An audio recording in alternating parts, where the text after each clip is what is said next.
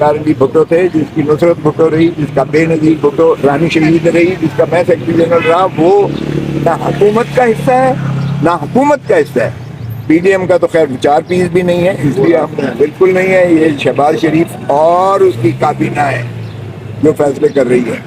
آپ کو پتہ ہی ہے کہ وزیر اعظم جو ہے پاکستان وزیر مسلم لیگ خارجہ نواز ہے۔ اسی کابینہ کا حصہ بلاول بھٹو زرداری صاحب بھی ہیں سر۔ 8 سے 10 وزراء آپ کے ہیں سر، کیسے آپ کہہ رہے ہیں بھائی، پیپلز پارٹی آپ کی نہیں یہ ہے؟ 3 پیس کے نہیں ہیں، پاکستان پیپلز پارٹی کے نہیں ہیں۔ بلاول پاکستان پیپلز پارٹی کا حصہ نہیں ہے؟ پاکستان پیپلز پارٹی حکومت کا حصہ نہیں ہے۔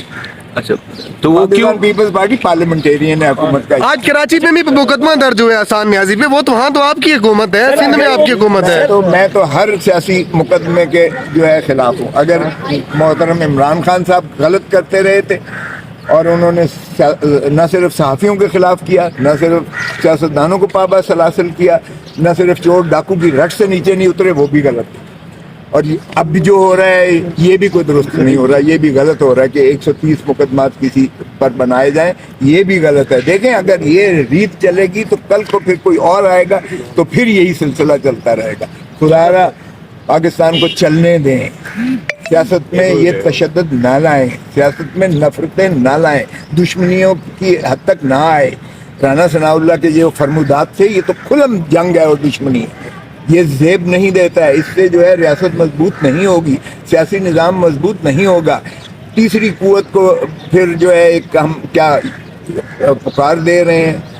بہت زیادہ سپریم کورٹ سے توقع ہے اس وقت کہ وہ آئین کو نافذ کریں، اور یہ ایک ایسا ڈیفائننگ مومنٹ ہے سپریم کورٹ کے لیے بھی کہ جسٹس منیر کی جو ہے وہ دفن ہونا چاہیے۔ جسٹس منیر نے جو اس ملک کی عدالتی نظام کے ساتھ کیا اور جو ملک کے ساتھ کیا، اگر آج چیف جسٹس بندیال صاحب اپنا کردار ادا کریں تو تاریخ میں وہ جو ہے رقم ہوں گے کہ انہوں نے آئین کو نافذ کیا، اور جو حلف پاسداری کا جو انہوں نے حلف لیا تھا آئین کی پاسداری کا، آئین کو اپہولڈ کرنے کا، آئین کی بالادستی کا، جو آئین کا تقاضا بھی ہے، اس کو اگر وہ مسلط کریں گے اور صحیح معنی میں چیف الیکشن کمیشنر اور الیکشن کمیشن کے خلاف بھی کارروائی کریں گے تو میں سمجھتا ہوں قوم اور ملک میں بہت زیادہ پذیرائی ہوگی اور وہ تاریخ میں رقم ہوگی۔ سر کھلم کھلا تنقید کر رہے ہیں اس وقت، جوڈیشری پہ کھلم کھلا تنقید کی جا رہی ہے مریم نواز کی جانب سے، دیگر بھی پی ایم، تو آپ ان کی مذمت کرتے ہیں ان کی؟ دیکھیں ہر ایک کا اپنا اپنا سیاسی ایک مطمع نظر ہے، سیاست میں اونچ نیچ کرتے ہیں، یہ اب عدالت جانے اور وہ مریم بی بی جانے۔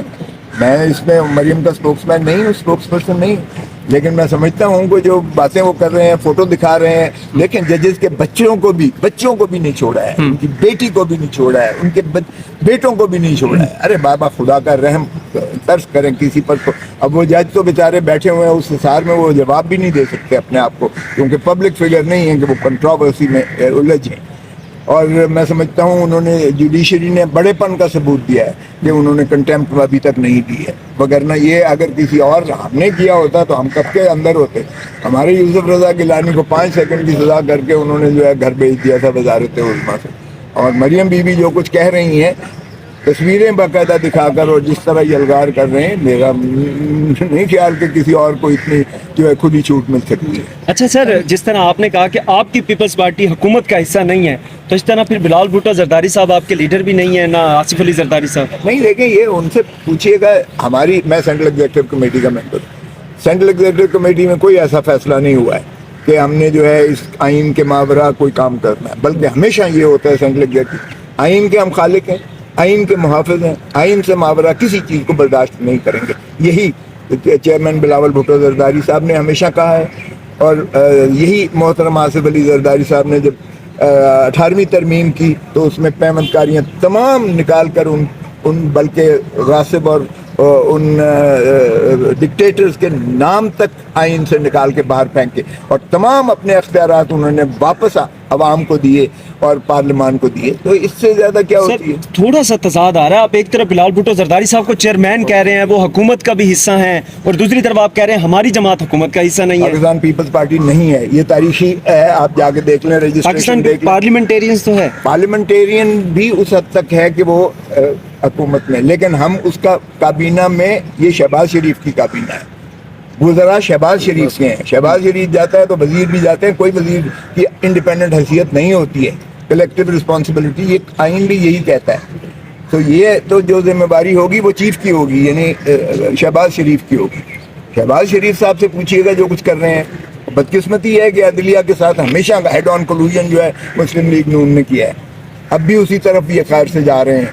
इलेक्शन इन्होंने 8 अक्टूबर को भी नहीं करवाना है, ये भी मैं बता दूं। 8 अक्टूबर ये इस चीज़ की इंतज़ार की गई है कि आरिफ अलवी बतौर सदर के 5 साल गुजार के घर चले जाएं, और उसके बाद जो है आपको भी पता है एक्टिंग सदर कौन बनेंगे।